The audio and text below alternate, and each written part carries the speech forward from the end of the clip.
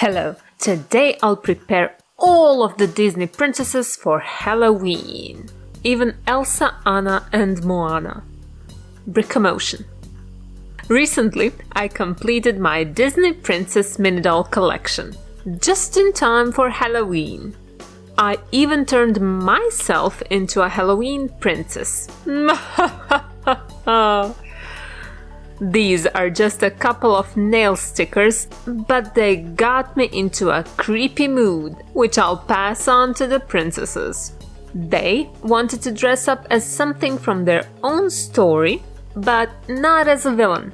The costume doesn't have to be scary, but I will get imaginary bonus points if it is. In chronological order, Snow White was very afraid of the trees she encountered in the woods, where she ran to. I don't know what she was expecting, but I found an idea for her costume. She'll be going as a tree. Luckily, I had an already painted brown dress for her to put on underneath the tree trunk. I'll even give her a poisoned apple, not there, to make her doubly frightening. Well, I don't think she's as much as a scary tree as much as I would be terrified to find such a tree in a forest. So, great work, me. The most important things Cinderella and Halloween have in common are pumpkins. Therefore, I think it would be a wasted opportunity if I didn't dress her in orange. I painted both the skirt and the shirt approximately a year ago for two different ladies. Can anyone remember who they were? I let her keep her hair in a bun, but the hairband had to go. Color matching and all. This turned out to be a nice and even cute outfit.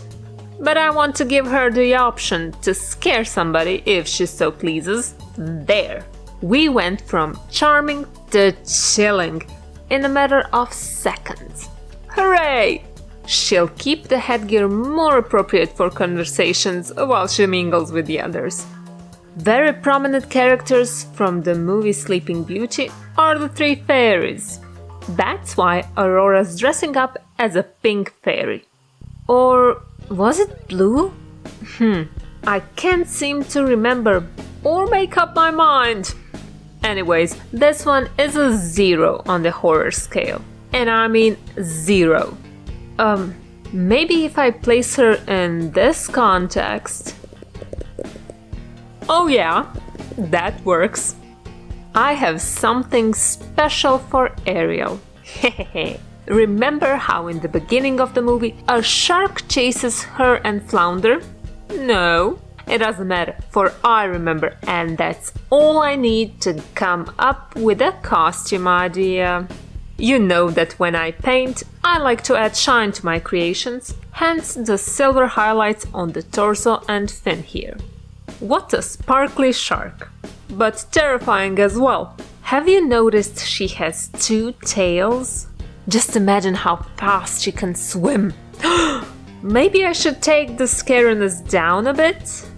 Fish are friends, not food. Better. Belle loves to read. I decided to just run with that premise and turn her into a traveling books saleswoman. The color scheme is inspired by her blue dress from the beginning of the movie, and I even painted her hairband to match. Aren't I a dear? She also had to borrow Newt's suitcase to fit all of these books in. Whew! Belle, isn't this a bit of an overkill? How many do you think you can sell in a night? Oh, these are not for sale. I'm gonna read them while I'm at a party. And there I was, thinking I was antisocial. Whoosh. Quick, what's the most iconic object from Aladdin? The lamp. And who lives in it? Genie. It was a bit of a pain to make this bottom genie part, but that's a story for another video. I think Andrea's swimsuit top's ideal for a genie, and I love this costume with Jasmine's original hairpiece. But do you know with what I love it even more? With a painted Lashina hairpiece. Boom! She looks amazing. This is it. Perfection has been reached and I can retire. But not yet. There's still so much left for me to do. For example, I still need to style Pocahontas. Colors of the Wind is her best song, and there are some ridiculously beautiful trees in my neighborhood. I mean, look at this. So, I picked some leaves off the ground and cut them into this. It's a leaf-shaped apron, reversed cloak, doesn't matter. Made out of an actual leaf. I love it. It's simple and suits her wonderfully. Just a quick side note here. It's easier to cut a leaf that's not completely dried out, and when you cut it, it will dry out in a day or two, and then it will be completely unusable. So you won't be able to pass down this outfit to your kids. Mulan has done her fair share of dressing up, and always by her side was Mushu. Who would have thought that having a red dragon mini doll costume could come in handy? I surely didn't expect to use it ever again, for if I had, I would have put some more effort into painting the torso. Yeah, sorry Mulan, you're still one of my faves. And you look just as powerful, pleasurable, and indestructible as Mushu. 9 out of 10 on the intimidation scale. I'll declare my job done here. Tiana's best friend, Charlotte LeBuff, loves to wear pinkish attires, so for this Halloween, Tia's dressing in magenta and going as Charlotte.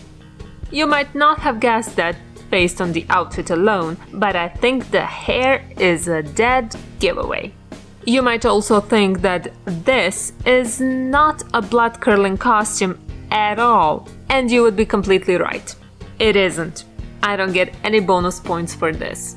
Let's see what I can do with Rapunzel. Where do her powers come from? This is already the second time in this video that I got to reuse a costume I made while dollifying the collectible minifigure series 18. Happy times! Except that I inadvertently made her look cute. Maybe a spine-chilling scene could help me again? Mother Gothel is back and she wants her flower. Rapunzel, run! I almost turned Merida into her horse. Or bear. But then it hit me. She should be a witch. Or woodcarver.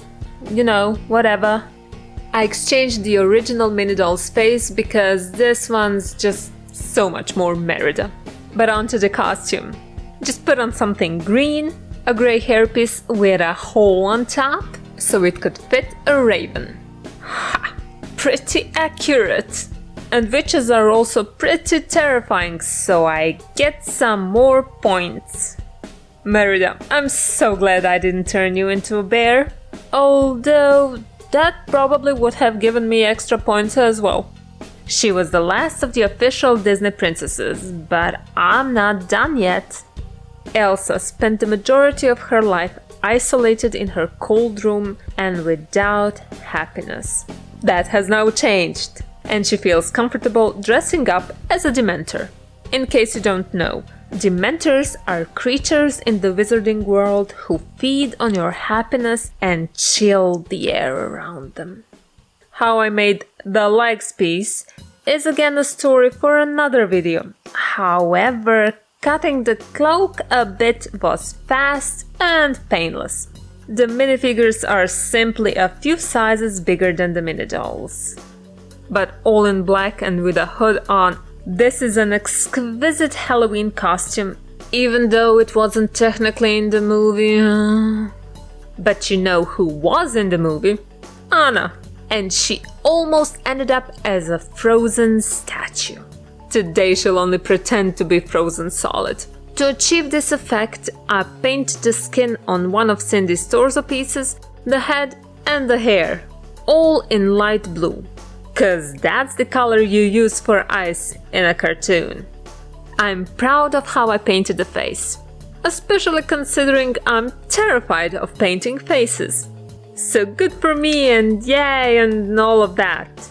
I think the costume is chilling enough to earn me some bonus points again, right? Moana spent the whole movie getting the heart of Te Fiti back to her. So why not dress Moana up as Te Fiti?